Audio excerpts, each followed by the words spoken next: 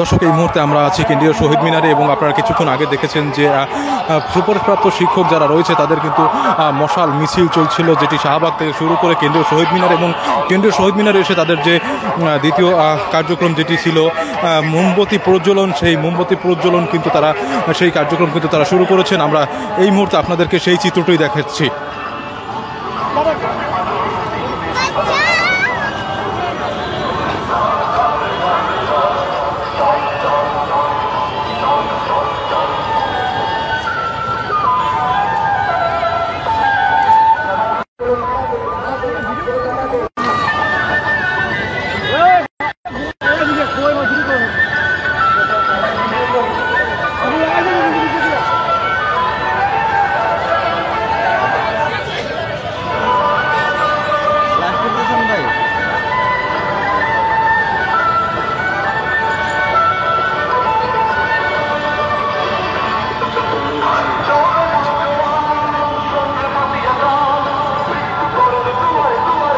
দর্শক, আপনারা যেমনটি দেখতে পাচ্ছেন যে তাদের যে পূর্ব ঘোষিত যে কর্মসূচি ছিল শহীদ মিনারে মোমবাতি প্রজ্বলন, সেটি কিন্তু তারা শুরু করে দিয়েছিল এবং যেটি আপনারা শুনছিলেন তাদের ভাষ্যমতে যে দীর্ঘ 23টি দিন কিন্তু তারা এই রাজপথে আন্দোলন চালিয়ে যাচ্ছেন এবং তারা কিন্তু এখন পর্যন্ত তাদের যে কাঙ্ক্ষিত দাবি, সেই দাবি কিন্তু পূরণের কোনো আশ্বাস কিংবা কোনো কিছু এখন পর্যন্ত পাননি। আপনারা দেখতে পাচ্ছেন এখন এই মুহূর্তে আমরা আছি কেন্দ্রীয় শহীদ মিনারে এবং সুপারিশপ্রাপ্ত শিক্ষকদের যে মোমবাতি প্রজ্বলনের যে কর্মসূচি সেটি চলমান। দর্শক, এখানে সুপারিশপ্রাপ্ত শিক্ষকদের যারা আছেন আমরা তাদের একজনের সাথে আমরা একটু কথা বলার চেষ্টা করব এবং আমরা জানার চেষ্টা করব আসলে তাদের কর্মসূচিটা কি, পরবর্তী কর্মসূচি এবং এখন পর্যন্ত তারা কোনো আশ্বাস কিংবা কোনো মাধ্যম থেকে কোনো কিছু সাড়া পেয়েছে কিনা। ভাইয়া, আজকে 23তম দিন আপনাদের আন্দোলন চলমান, এখন পর্যন্ত কোনো মাধ্যম থেকে বা কোনো কর্তৃপক্ষ থেকে কোনো আশ্বাস পেয়েছেন কিনা? এই পর্যন্ত জানি যে 2 তারিখে আপনাদের রায় নিয়ে কতটা আশাবাদী বা এই আন্দোলনটাকে কালকের আপনাদের আপনারা জানেন আমরা 23তম দিন আজকে পালন করছি, কিন্তু সরকারের উপর মহল থেকে আমাদেরকে আশ্বস্ত এখন পর্যন্ত করেনি। এখানে আমরা রাস্তায় পড়ে যাচ্ছি, টিয়ার সেল খাচ্ছি, মার খাচ্ছি, কিন্তু আমাদেরকে অধিদপ্তর থেকে এখন পর্যন্ত কেউ আসে না বা সরকারের কোনো প্রাথমিক গণশিক্ষা মন্ত্রণালয় থেকে কেউ আমাদেরকে আশ্বস্ত করতে আসে নাই। আমরা শুধু রাস্তায় পড়ে আছি। সরকারের দৃষ্টি আকর্ষণের জন্য আমরা আজকে মোমবাতি প্রজ্বলন করেছি, এখন আপনারা দেখতে পাচ্ছেন। তো এটা হচ্ছে আমরা যে জন্য আসছি, এটা হচ্ছে আমাদের অধিকার। আমরা সুপারিশপ্রাপ্ত হই 31শে আগস্ট 2024। এরপরে আমাদেরকে নিয়োগপত্র হাতে পেয়েছি। নিয়োগপত্র হাতে পাওয়ার পর হাইকোর্ট আমাদের রায় স্থগিত করেছে। যে স্থগিত করেছে, এই স্থগিতের প্রতি আমরা সম্পূর্ণ আস্থা পাচ্ছি না। এই স্থগিতের আদেশের পরে আমাদের ভোগান্তি সৃষ্টি হয়েছে। যে ভোগান্তির দরুন আপনারা দেখতে পাচ্ছেন যে নারীরা শিশু বাচ্চাকে নিয়ে গ্রাম থেকে, প্রত্যন্ত অঞ্চল থেকে আসছে, 21টি জেলা থেকে আসছে। যে আসার পরে এখানে থাকার যাওয়া নাই, ওয়াশরুমের ব্যবস্থা নাই। এই কষ্টের পরে, দুর্ভোগের পরেও আমরা সরকার থেকে কোনো কর্ণপাত পাচ্ছি না, যেটা আমাদের জন্য রাষ্ট্রের নাগরিক হিসেবে আমাদের জন্য এটা লজ্জার, জাতির জন্য লজ্জা। নারীরা এইভাবে রাস্তায় পড়ে আছে। আপনাদের পরবর্তী কর্মসূচি কি? কালকের কর্মসূচিটা কি? আমরা আইনের প্রতি সম্পূর্ণ আস্থাশীল আছি। আইনের প্রতি শ্রদ্ধা রেখে আমরা আগামীকাল পর্যন্ত দেখবো আমাদের কি রায় আছে। যদি রায় আমাদের পক্ষে আসে, আমরা কালকে আমাদের কর্মসূচি স্থগিত ঘোষণা করব এবং আমাদের পদায়ন দাবি করব সরকারের কাছে, যাতে আমাদেরকে স্কুলে পদায়ন করা হয় রায় আমাদের পক্ষে দিয়ে। দর্শক, আমরা আরেকজনের কথা একটু শুনতে চাচ্ছি। এই সুপারিশপ্রাপ্ত শিক্ষকদের আন্দোলনের যিনি একজন, আমরা একটু আপনার কাছে আসছি। আমরা আজকে জানছিলাম যেমন যে 23তম দিনে আপনাদের আন্দোলন, আপনাদের আসলে কী বলার আছে বিষয়টা নিয়ে? আসসালামু আলাইকুম। আমি একটা কথাই বলবো, বাংলাদেশ এই সরকারের বর্তমান যে অন্তর্বর্তী সরকারের যে প্রধান উপদেষ্টা মহোদয় ডক্টর ইউনূস স্যার, আপনার বিনীত দৃষ্টি আকর্ষণ করছি। স্যার, আপনি তো শান্তিতে নোবেল পুরস্কার পেয়েছেন, এমনকি আপনি একজন শিক্ষক। আমরা যে সুপারিশপ্রাপ্ত শিক্ষক, আমাদের অনেক জেলায় অনলাইনে নিয়োগপত্র ছাড়া হয়ে গিয়েছে। পিতামাতা অস্থায়ী স্থায়ী বর্তমান ঠিকানা সহ। এখন এই চাকরিটা যদি আমাদের না হয়, আমরা সামাজিকভাবে হেয় প্রতিপন্ন হব এবং আমাদের এই 6531 জনের মধ্যে অনেকেই আগে প্রাইভেট জব করতেন এবং 15 থেকে 20তম গ্রেডের অনেকেই সরকারি চাকরি করতেন। প্রাইমারির তো 13 গ্রেড ছিল, তো এই প্রাইমারি চাকরিতে জয়েন করার জন্য তারা আগের চাকরিটা ছেড়ে দিয়েছে, তারা এখন মানবেতর জীবনযাপন করছে। ডক্টর ইউনূস স্যার, আপনি তো শান্তিতে নোবেল পুরস্কার পেয়েছেন, এখন আমাদের এই প্রাথমিক শিক্ষক যে তৃতীয় ধাপ নিয়ে যে অরাজকতা অশান্তি চলছে, এই অশান্তিগুলো দ্রুত নিরসনের জন্য আপনি দ্রুত প্রয়োজনীয় পদক্ষেপ নেন, এতটুকু আপনার কাছে বিনীত আবেদন করছি। স্যার, আপনি তো একজন শিক্ষক ছিলেন, আমরা আশা করব যে আমরা সরকার কর্তৃক সুপারিশপ্রাপ্ত শিক্ষক, আমাদের প্রতি আপনারও সহমর্মিতা থাকবে, আমরা এটাই আশা করি। ধন্যবাদ। দর্শক, এই আন্দোলনের যিনি সমন্বয়ক আমরা শুনছিলাম, তার আমরা একটু কথা জানতে চাচ্ছি। আসলে এই আন্দোলনের 23তম দিনে এসে আসলে তাদের কি দাবিটা আছে এবং সেই দাবির পক্ষে তারা কোনো আশ্বাস পেয়েছেন কিনা সেটি আপনাদেরকে জানানোর চেষ্টা করব। 23তম দিন আজকে আপনাদের এই আন্দোলনের, এবং 23টা দিন পর্যন্ত আপনারা রাস্তায় আছেন, রাজপথে আছেন, আন্দোলন চলমান রয়েছে। কোথাও থেকে কোনো আশ্বাস পেয়েছেন কিনা বা কোনো আশা আকাঙ্ক্ষা আছে কিনা? বিসমিল্লাহির রহমানির রহিম। আপনারা জানেন যে বিগত 23 দিন ধরে আমরা রাজপথ দখল করে আছি। একটাই যৌক্তিক দাবি, যেটা হচ্ছে অন্তর্বর্তীকালীন সরকারের সুপারিশকৃত যে 6531 জন শিক্ষকের যে যোগদান নিশ্চিত করার লক্ষ্যে আমরা রাজপথে দখল করে আছি। আপনারা জানেন আমাদের আজকের কর্মসূচি হিসাবে আজকে আমাদের মশাল মিছিল ছিল। মশাল মূলত প্রদর্শন করা হয় অন্ধকারকে দূর করার জন্য। এটার প্রতিকৃতি হিসাবে আমরা চাই যে যেহেতু একটা মশাল অন্ধকারকে দূর করে আলোকিত করে, সেহেতু আমরা সেটাকে উপমা হিসেবে গ্রহণ করতে পারি। আমাদের যেই প্রহসনের রায় দিয়ে আমাদের 6531 জন শিক্ষকের জীবনে যে অন্ধকার নেমে এসেছে, এই মশাল মিছিল দিয়ে আমরা বোঝাতে চাই এই অন্ধকার নেমে এসেছে 6500 শিক্ষকদের, এই অন্ধকার দূর করে আমাদের যোগদানের দাবি দিয়ে যোগদানের যে দাবি, এটা পূর্ণ করে নিশ্চিত করে এই অন্ধকার জীবন থেকে আমাদের আলোকিত জীবনে পরিপূর্ণতা দান করবে, সেটার প্রতিকৃতি হিসেবে আমরা মশাল মিছিল করেছি। এবং তার পরবর্তীতে জানেন আমরা এই কেন্দ্রীয় শহীদ মিনারে আমরা মোমবাতি জ্বালন প্রচলন প্রথা চালু করেছি। আপনারা জানেন যে কালকে আমাদের গণ মিছিলের আয়োজন করেছি, যেটা সকাল 9:30টার দিকে অনুষ্ঠিত হবে। মূলত সরকারের কাছে আমাদের একটাই দাবি যে এই সরকার যেহেতু 6531 জন শিক্ষককে স্বীকৃতি দিয়েছে, সামাজিক মর্যাদা দিয়েছে, সেই মর্যাদাটা যে আবার এই প্রশ্নের রায় দিয়ে আমাদের মর্যাদাটা আবার ছিনিয়ে নেওয়ার মতো পায়তারা চলতেছে। এই সরকারের কাছে একটাই দাবি যে এই সামাজিক মর্যাদা একবার দিয়ে আবার ছিনিয়ে নেওয়াটা, এটা আমরা যৌক্তিক মনে করি না। আপনারা জানেন যে আগামী 2 মার্চ আমাদের প্রধান বিচারপতির কার্যালয়ে আমাদের মামলাটি নিষ্পত্তির জন্য পাঠিয়েছে। আমরা চাইব এই 2 তারিখে আমাদের 6531 জনের যে আইনগত বাধা যেটি রয়েছে, এটি নিষ্পত্তি করে অতি দ্রুত 6531 জন শিক্ষককে যোগদান করে তাদের যেন ঘরে ফেরার সুযোগ করে দেয়, এটাই সরকারের কাছে আমাদের বিনীত অনুরোধ থাকবে।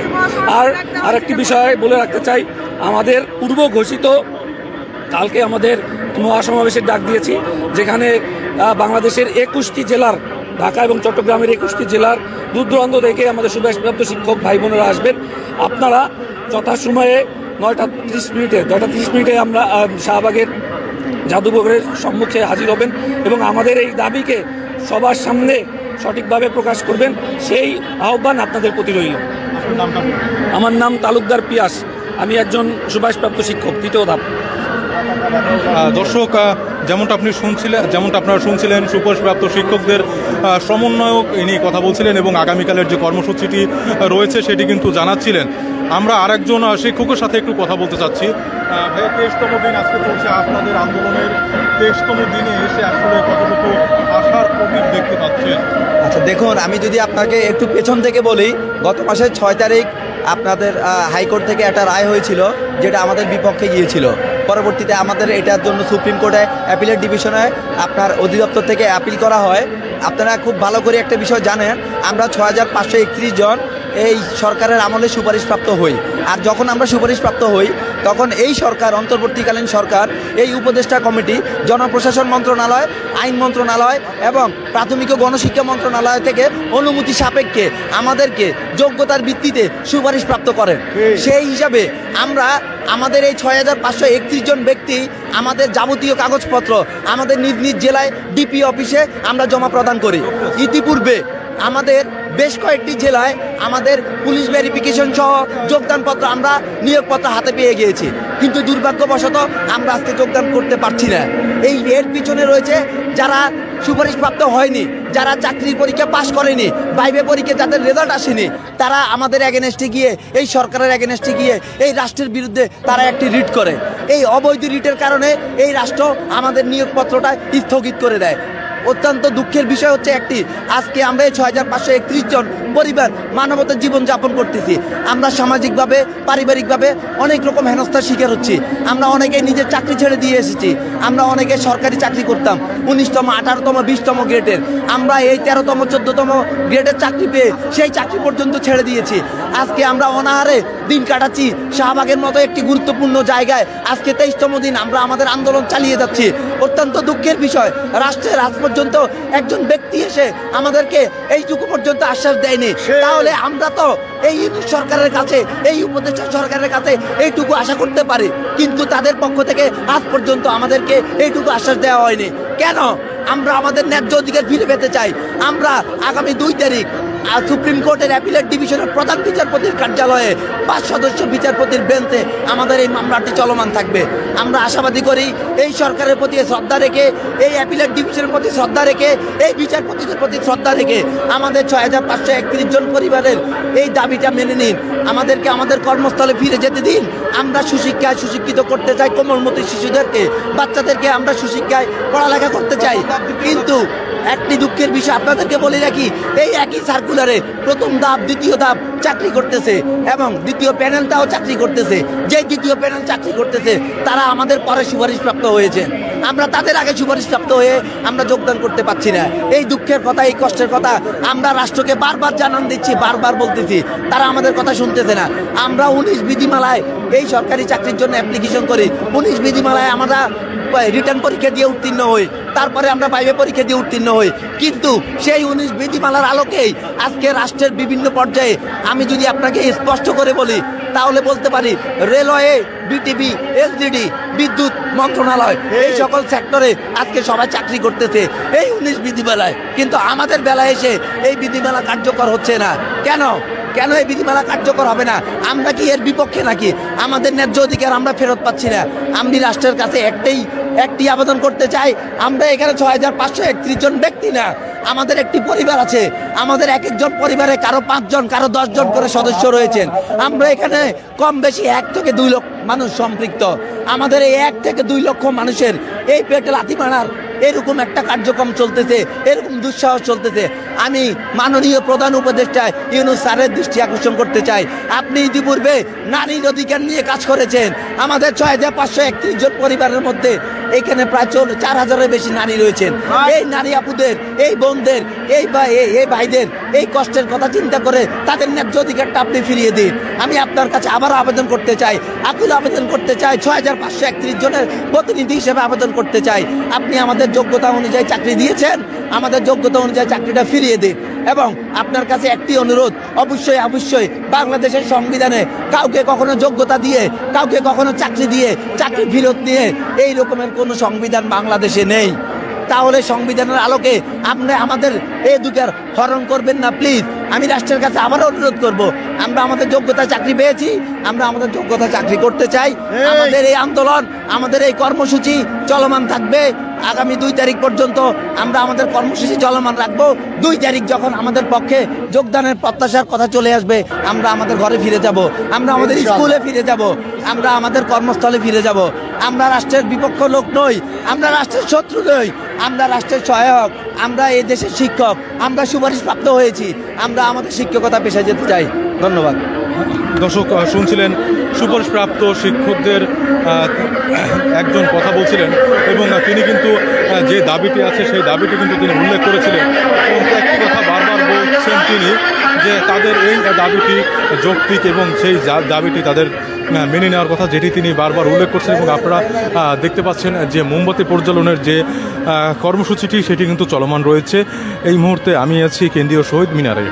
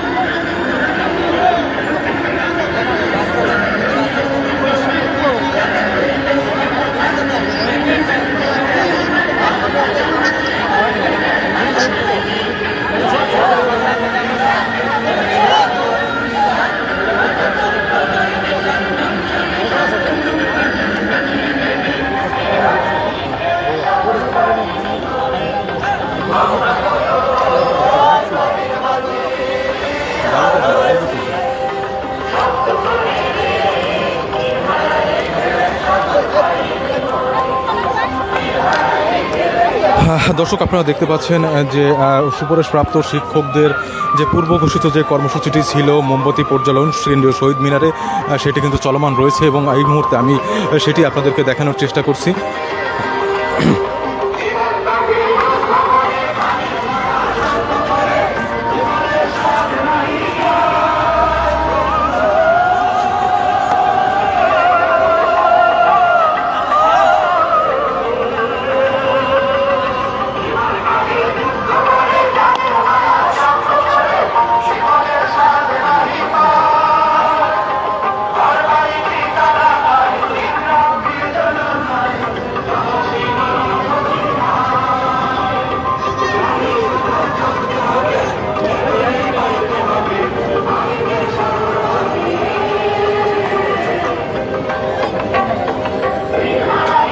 দর্শক, যারা আমাদের সাথে নতুন জয়েন করেছেন তাদেরকে একটু জানানোর চেষ্টা করি। সুপারিশপ্রাপ্ত প্রাথমিক বিদ্যালয়ের শিক্ষক যারা রয়েছে তাদের যে পূর্বঘোষিত কর্মসূচি মশাল মিছিল এবং মোমবাতি প্রজ্বলন সেটি কিন্তু চলমান রয়েছে এবং তারা কিছুক্ষণ আগে আমাদেরকে জানিয়েছেন যে আগামীকালে তাদের কর্মসূচি সম্পর্কে। এই মুহূর্তে আমরা অবস্থান করছি কেন্দ্রীয় শহীদ মিনারে এবং চলছে মোমবাতি প্রজ্বলনের যে কর্মসূচি সুপারিশপ্রাপ্ত শিক্ষকদের, সেই কর্মসূচিটি আমরা আপনাদেরকে সেই কর্মসূচিটি দেখানোর চেষ্টা করছি।